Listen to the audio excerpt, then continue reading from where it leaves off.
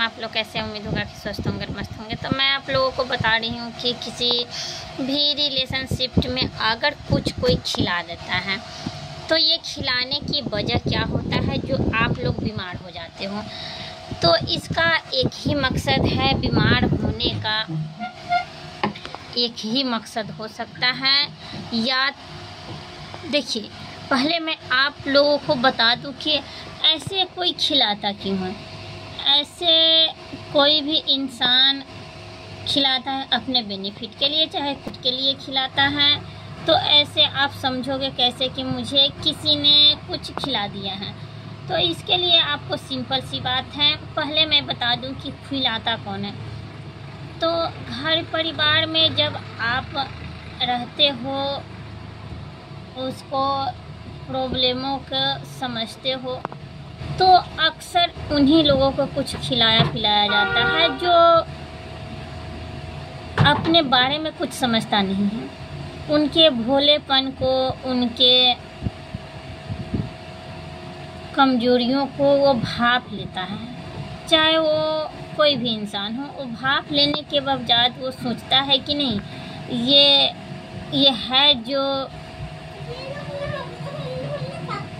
मुझे कुछ दे सकता है। जैसे कि आपको मैं बता दूं कि अक्सर किसी के घर में अगर किसी को ये बुरा लगेगा तो सॉरी, मैं दोनों हाथ जोड़ करके सॉरी करती हूँ। हाँ, ये मैं बहुत अच्छी तरह से जानती हूँ कि मैं कमेंट आए हुए प्रॉब्लमों पर ही वीडियो बनाती हूँ। तो गलत कमेंट आप लोग मत किया करें, क्योंकि मुझसे मेरी आत्मा को तकलीफ़ हो जाता है। और जानते हैं, किसी की आत्मा को ठेस पहुंचाना बहुत ही शास्त्रों के अनुसार गलत है, और वो नकारात्मक शक्तियों का प्रदान करता है। इसीलिए किसी की आत्मा को बेवजह से, आप लोगों को हाथ जोड़ के रिक्वेस्ट है कि किसी के आत्मा को बेवजह से आप लोग परेशान ना करें। तो मैं बता रही थी कि अक्सर ये सब खिलाता क्यों है और कौन खिलाता है। तो ये अक्सर घर के भाभियाँ जो होती हैं वो खिलाती हैं, क्योंकि उसको कुछ, हम भी औरत हैं, बात समझ रहे हैं, कुछ औरतों को ये थिंकिंग रहता है ना कि मेरे पति से कुछ नहीं हो रहा है, मेरे पति कुछ लायक नहीं है, या कमाता है तो मुझे दे नहीं पा रहा है, मुझसे इससे कुछ बहुत ज़्यादा प्रॉब्लम हो रही है। तो इस परिस्थिति में भाभियाँ, अगर दो भाभी घर में हैं तो दोनों भाभी मिल करके आपको खिला देगा।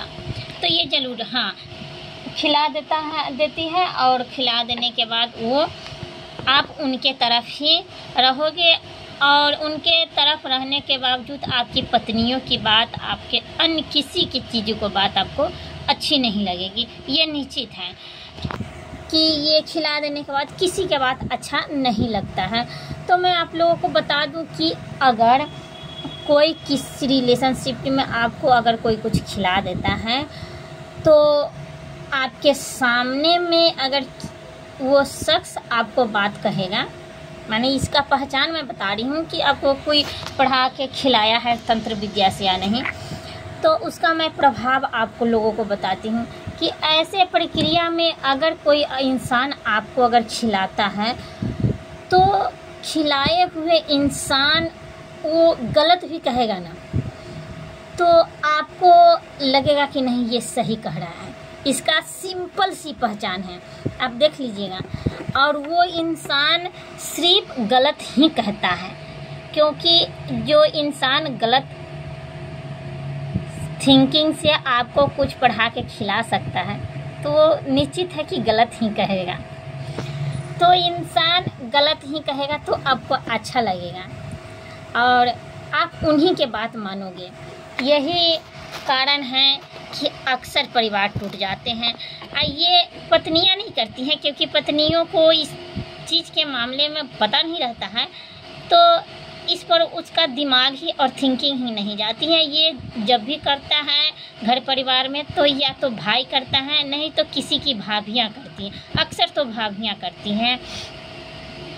तो ये अगर आपको लगे कि नहीं, हमको भाभियाँ की बात अच्छा लग रहा है और भाई के बाद अच्छा लग रहा है, तो आप समझ लीजिए कि मेरे भाभी और भाई मिलकर के कुछ न कुछ किया है। तो ऐसी परिस्थिति में आप किसी तांत्रिक के पास जाने की कोई ज़रूरत नहीं है। मैं आपको बताती हूँ, उसका सॉल्यूशन मैं बताऊँगी और निश्चित है कि इसका कटित होगा।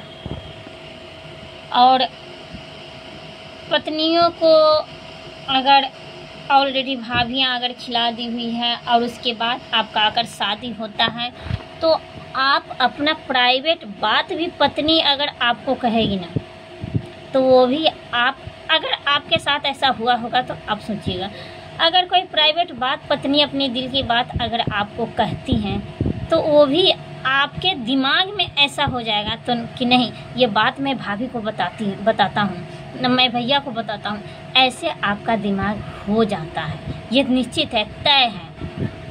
तो ये सब लक्षण होता है और ज़्यादा बार बार उस चीज़ को खिलाने से ना इंसान बीमार पड़ जाता है।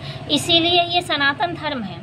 मैं ये नहीं कह रही हूँ कि मैं शुरू में भी मैं बोली हूँ कि किसी का बुरा लगे तो मैं सॉरी कर रही हूँ और दोनों हाथ जोड़ करके मैं रिक्वेस्ट कर रही हूँ कि ये बुरा लगने वाली बात नहीं। तो ये सिर्फ फ़ायदा के लिए ही कोई इंसान करता है, लेकिन हाँ, पत्नी कभी फ़ायदा के लिए नहीं करती है।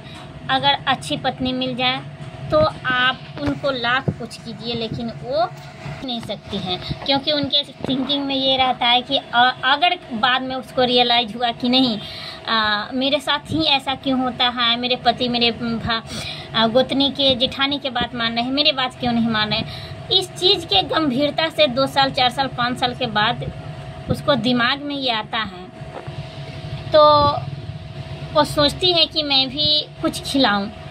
तो वो जब भी जाता है किसी के पास तो ये लगता है कि ऑलरेडी किसी ने इसको खिला दिया है, और अगर खिलाओगे तो ये नर्वस हो सकता है, यानी दिमागी हालत कमज़ोर हो सकती है। इसी वजह से पत्नियां कुछ नहीं कर पाती हैं। तो आपको ऐसी परिस्थिति में क्या करना होगा, जो आप बीमारी से बचे रहें?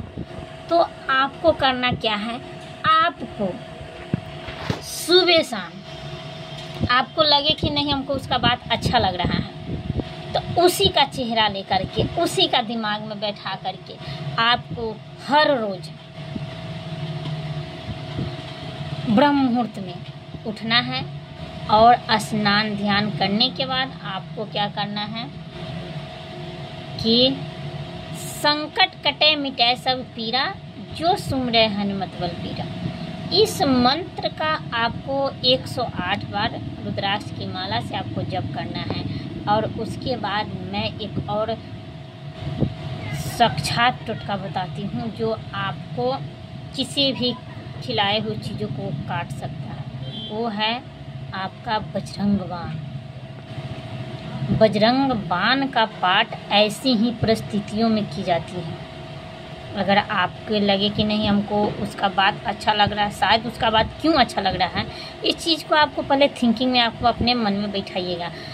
और उसके बाद आपको रोज़ 11 बार बजरंग बाण का पाठ करना 11 दिन तक।